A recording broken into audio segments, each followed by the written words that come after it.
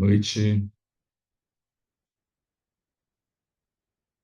Temos hoje um tema, capítulo 74 do livro Pão Nosso, Más Palestras, foi o título que o benfeitor Emmanuel deu. E ele se vale da primeira epístola de Paulo aos Coríntios, capítulo 15, versículo 33, onde Paulo escreve: Não vos enganeis, as más conversações corrompem os bons costumes. De fato. E o benfeitor, então, nos escreve: a conversação menos digna deixa sempre o traço da inferioridade por onde passou.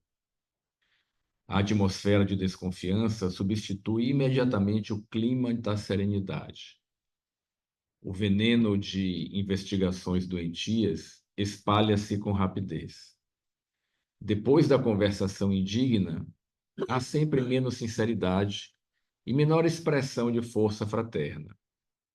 Em seu berço ignominioso, nascem os fantasmas da calúnia, que escorregam por entre criaturas santamente intencionadas, tentando a destruição de lares honestos. Surgem as preocupações inferiores que espiam de longe, enegrecendo atitudes respeitáveis. Emerge a curiosidade criminosa, que comparece onde não é chamada, emitindo opiniões desabridas, induzindo os que a ouvem à mentira e à demência. A má conversação corrompe os pensamentos mais dignos. As palestras proveitosas sofrem-lhe, em todos os lugares, a perseguição implacável, e imprescindível se torna manter-se o homem em guarda contra o seu assédio insistente e destruidor. Quando o coração se entregou a Jesus, é muito fácil controlar os assuntos e eliminar as palavras aviltantes. Examina sempre as sugestões verbais que te cercam no caminho diário. Trouxeram-te denúncias, más notícias, futilidades, relatórios malsãos da vida alheia? Observa como ages. Em todas as ocasiões, há recurso para retificares amorosamente, porquanto podes renovar todo esse material em Jesus Cristo. Passamos então para nosso irmão Ivo. Deixa eu ligar aqui. Pronto. Cai lá. Pronto.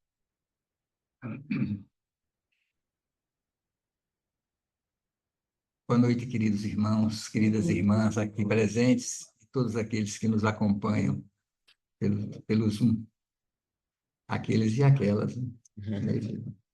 Bem, más conversações, né? Más palestras. Não vos enganeis, as más conversações corrompem os bons costumes. Quando Paulo disse isso, em que momento? Em que circunstância? Na carta aos Coríntios, que é uma carta longa, mas no tópico, vamos dizer assim, que ele afirma isso, é quando ele está defendendo a tese da ressurreição. Ele está dizendo, ele manda dizer para o pessoal da igreja de Corinto, que a ressurreição é uma realidade. Aquilo que ele ensinou quando por lá passou, quando instalou aquela igreja e levou a mensagem da Boa Nova para o povo de Corinto.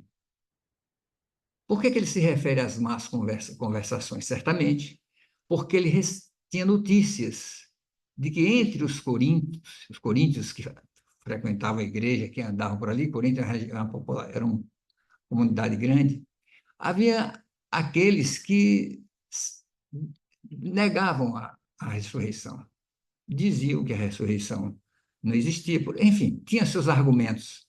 O que Paulo taxou como más conversações, porque certamente os termos, as diversas formas de argumentar isso deviam ser bem variadas conforme o nível de consciência, o nível de amadurecimento daqueles que contestavam.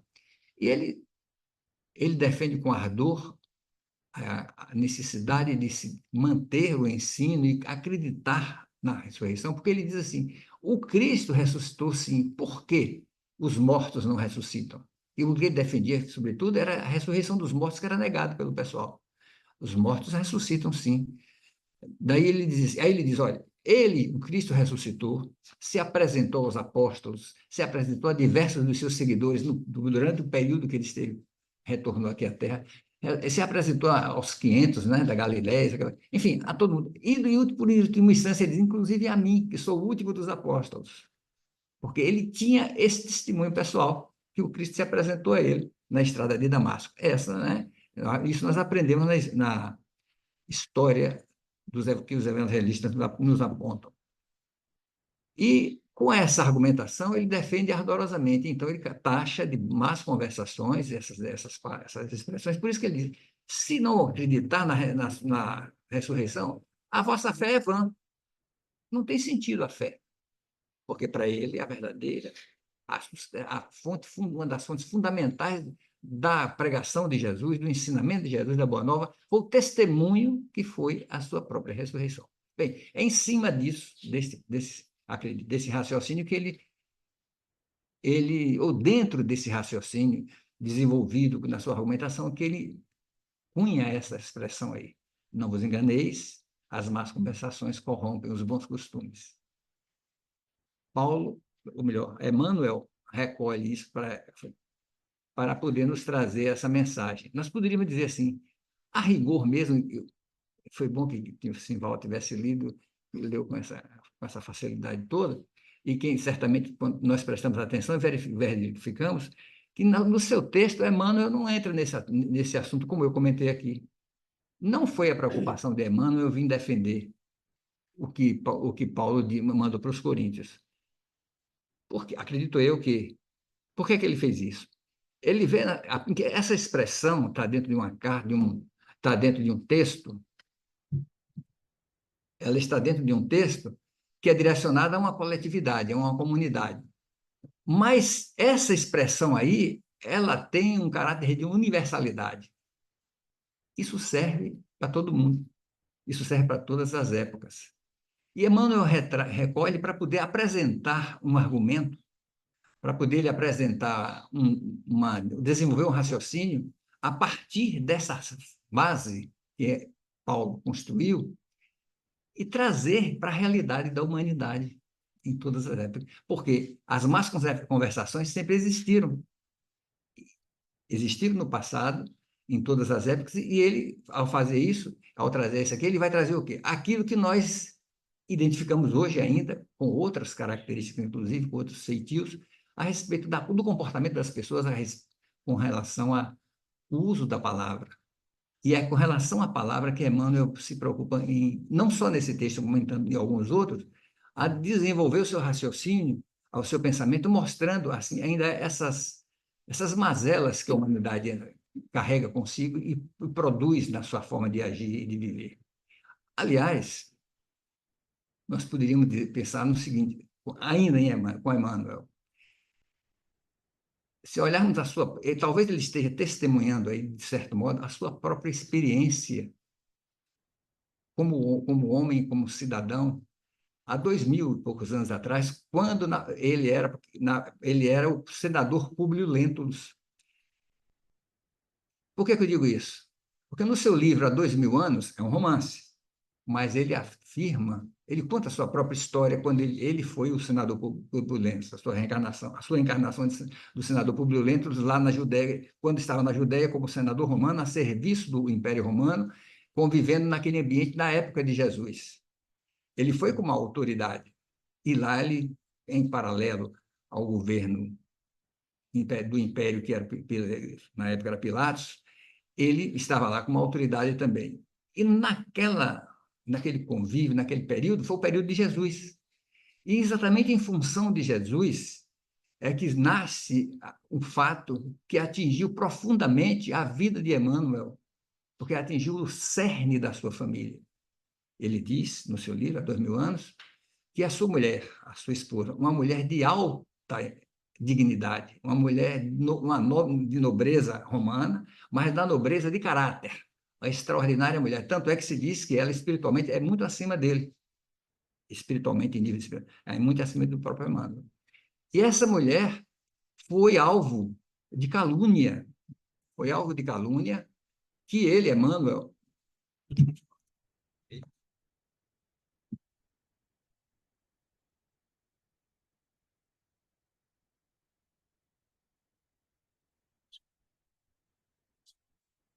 quem sabe, sabe. Então, ele, né, ele também foi vítima, porque ele era o esposo. Ela foi envolvida por calúnia dentro das intrigas palacianas, lá em Jerusalém, exatamente em função dos momentos finais da vida de Jesus. Não vou aqui me referir a toda a história, até porque não me lembro direito, mas o que eu quero dizer é que a calúnia, fruto de palavras, de conversações deletérias, conversações maliciosas e maldosas, provocou a destruição do seu lar. Então, ele não botou a mulher para fora, não mandou ela para fora na narração do livro, porque ela tinha que cuidar dos filhos, mas deixou de existir a família, o homem, o marido, a esposa. Ele, até o final da vida, no final da vida, ele veio tomar consciência da grandeza, das virtudes da sua mulher, é que ela já tinha desencarnado, né? Enfim, resumo, uma mulher digna de alta dignidade, de alta elevação espiritual, foi caluniada, foi vilipendiada e atingiu a estrutura familiar dessa forma. É o que o que Emmanuel nos diz aqui. As más conversações, elas desestabilizam a confiança que possa existir no grupo, a confiança, a serenidade, enfim, todas aquelas formas, essas formas que mantêm uma convivência saudável entre pessoas, se tornam prejudicadas quando a calúnia adentra os grupos que assim procedem. Por quê? O que é a calúnia? A calúnia é fruto de conversa, por isso más conversações, mas talvez não tenha sido propriamente nesse nível que as coisas aconteceram lá na época que Paulo se refere com os coríntios. Mas Emmanuel nos atualiza nesse sentido, né? Vem nos atualizar, mostrando que isso permanece de uma forma, digamos, prejudicial e muito prejudicial, com mais requintes, inclusive, na sociedade em que ele, quando ele disse isso. E nós, hoje, o que é que podemos fazer? Isso acontece num desdobramento muito maior. Quem já viveu no interior, quem é do interior, viveu muito tempo, sabe o que quer dizer fofoca, calúnia, conversa, né? Quem já sabe? Porque numa cidade pequena, todo mundo conhece todo mundo. As notícias correm rapidamente. Então, tem aquela história de dizer assim, o que acontece, as pessoas divulgam, e até com um certo tom de, digamos assim, um certo. Vai ter uma historinha com um certo a dose de humor, que isso é antigo, já ouvi mais de uma vez em situações as mais diversas, com narrativas as mais diversas, mas a essência é a mesma. Aquela história de que um grupo de pessoas à noite se reúne para conversar, reunidos para conversar, conversando, e o tempo foi passando, a noite foi avançando, aí um foi embora, depois foi mais outro, depois foi mais outro, e uns foram ficando e foram ficando, porque viram que todos aqueles que saíram, foram saindo, as suas vidas passaram a ser cortadas, digamos assim. Suas vidas passaram a ser palco das calúnias, ou, digamos assim, das fofocas que ali reinavam. E ficou até tarde, ficou um grupo menorzinho até tarde. Esse grupo, certamente, que para poder. Porque ninguém queria ser o último, ou ninguém queria sair, todo mundo queria ser o último, para poder não ser vítima. Aí, eu imagino, aí já é uma dedução minha, e chegou um ponto que aqueles que restaram disseram, bom, cada um vai para o seu lado, não tem mais reunião. Né? Isso, esse é a desconfiança, né? A falta de credibilidade, a falta assim, da amizade a amizade é contaminada, a amizade passa a existir, a haver sinceridade, a fraternidade deixa de existir, porque muitas maldades passam a existir, né? Isso, quando eu falei em cidade do interior, mas não é só em cidade do interior, mas nas grandes cidades nós sabemos que essas coisas acontecem certamente setorizadas, né? Ninguém sabe, todo mundo. Mas tem coisas que crescem ao ponto que vai para a mídia, né? Vai para a mídia de uma forma escandalosa e aí, ai daquelas pessoas que são vítimas desses processos. Ultimamente existe uma expressão aí que é muito falada, vem sendo utilizada e continua, que digamos assim, como é que chama? Destruição de reputação, como é que eles chamam? É, é destruir reputação. Calúnia, hein? É de calúnia e difamação, mas é assim, é como se fosse assim, é destruir a reputação das pessoas. E aí as coisas são lançadas, são jogadas. Quantas pessoas, a gente vê, têm sido suas vidas danificadas, desestruturadas. Eu tenho visto algumas pessoas, isso aí já vai até questões dessa, de ordem política, mas eu já li coisas de determinadas pessoas que foram caluniadas por questões, outro por outro, e que eu já vi, a vida está destruída.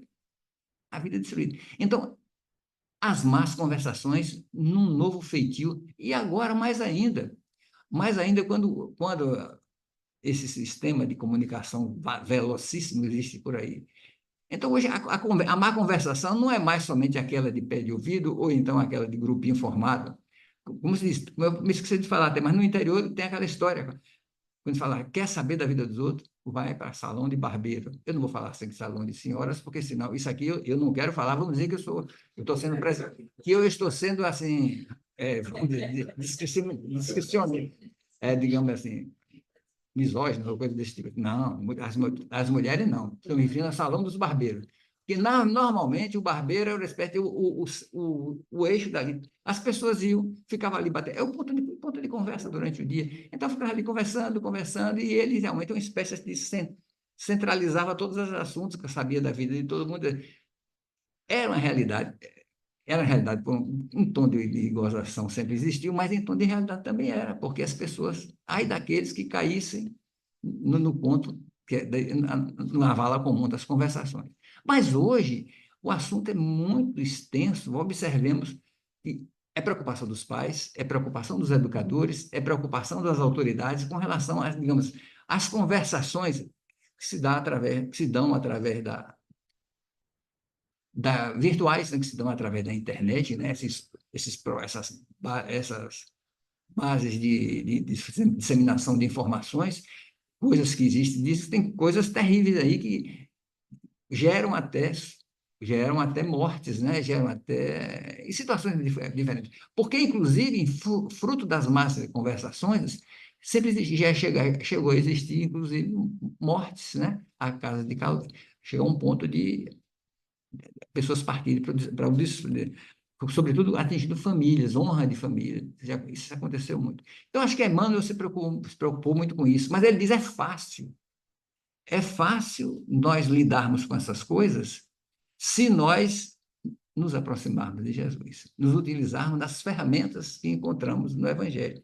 Por quê? Nós não vamos, né, devemos, assim, fugir desse campo de ação, fugir desse sistema. E quando somos alvo ou estamos numa situação como essa, ele diz, podemos, com o nosso conhecimento, com a nossa forma de ver, podemos, inclusive, até reverter as tendências dessas comunicações em favor daqueles que estão caluniados, em favor daqueles que estão sendo assim, vítimas das acusações. Então, ele dá muita ênfase à palavra, não aqui tanto nesse texto, sim, nesse texto também, porque ele vai dizer aí alguma coisa falando sobre o cuidado que devemos ter com as palavras. Mas ele tem outros textos que ele fala nisso, né? A palavra como, digamos assim, um instrumento poderoso que forma frases que formam e criam cenários ou que criam imagens que se instalam nos pensamentos e que aí trazem resultados negativos, positivos, bons, se nós criamos imagens. Vamos dizer assim, se eu tivesse conseguindo aqui trazer imagens boas, positivas com as minhas palavras, saídas do meu sentimento, saindo do meu coração, saída do meu raciocínio, da minha maneira de pensar, de refletir, então certamente as consequências dessas frases que estão sendo pronunciadas poderão ser boas. Mas se eu estivesse aqui disseminando notícias ruins, disseminando informações duvidosas sobre A, sobre B, sobre C, mesmo que pessoas que não estivessem presentes, eu estaria criando situações difíceis e danosas. Então, a palavra ela é fundamental na construção das conversações. Por isso que, quando eu falei em Emmanuel, vou continuar falando nele, porque ao recordar da história de Lívia, sua esposa, eu achei que ele realmente trouxe para esse texto também a reminiscência da sua da sua experiência pessoal no passado, em outra encarnação. Mas eu encontrei nesse livro dele, Religião dos Espíritos, feito também pela humanidade de Chico, eu vou me permitir encerrar a nossa conversa lendo um pouquinho, não com a categoria de que Simval fez desse primeiro texto, mas lendo um pouquinho a parte de um texto dele, onde a rigor não tem diretamente, não fala direto a esse assunto, mas ele diz assim, dominar e falar. Quando ele fala dominar, ele está se referindo à capacidade que teve o homem, que tem o homem, o grau que o homem atingiu de domínio das coisas da natureza, da penetração, conhecimento das leis divinas, a capacidade de manipular os elementos da natureza para fazer coisas boas em função do próprio homem, em função da própria humanidade. Ele vai por esse campo. Eu achei interessante dessas coisas boas da realização dos homens, ele diz assim, dentre tantas coisas, né? Além de coisas, além das conquistas tecnológicas, ele diz assim, retira o homem, retira o veneno das serpentes temíveis, fabricando remédios. Veja, o homem tem essa capacidade quando quer agir no bem. Chegou a esse nível e tantas outras coisas. Mas ele ressalta esse campo de realizações, de conquistas através dos tempos. Mas aí ele faz o contraponto. Entretanto, ai de nós. Todos trazemos leve músculo selvagem muito distante da educação. Com ele forjamos guerras, libertamos instintos, empestamos vidas alheias, envilecemos o caminho dos outros, corrompemos o próximo, revolvemos o lixo moral da terra, veiculamos o pessimismo, criamos infinitos problemas, injuriamos, criticamos, caluniamos, deprimimos. Aí ele segue. Esse órgão minúsculo é a língua, lâmina pequenina embainhada na boca. Achei bonita essa imagem dele. Esse órgão deseducado, ele falou, esse órgão minúsculo é a língua, lâmina pequenina que embainhada na boca. Aí ele faz o encerramento. Instrumento sublime, feito para louvar e instruir, ajudar e incentivar o bem. Quantas vezes nos valemos dela para censurar e vergastar, perturbar e ferir. Mas aí ele vai dizer alguma coisa mais que fecha com o final deste texto que foi lido aí, quando ele se refere a buscar Jesus, né? A base de Jesus para agirmos na nossa maneira de viver. Governemo-la, pois, transformando-a em leme de paz e amor no barco de nossas vidas. E alicerçados nas lições do Evangelho, roguemos a Deus nos inspire sempre a dizer isso ou aquilo como o próprio Jesus desejaria ter feito ou ter dito. Muito obrigado, Luanda. Paz para todos.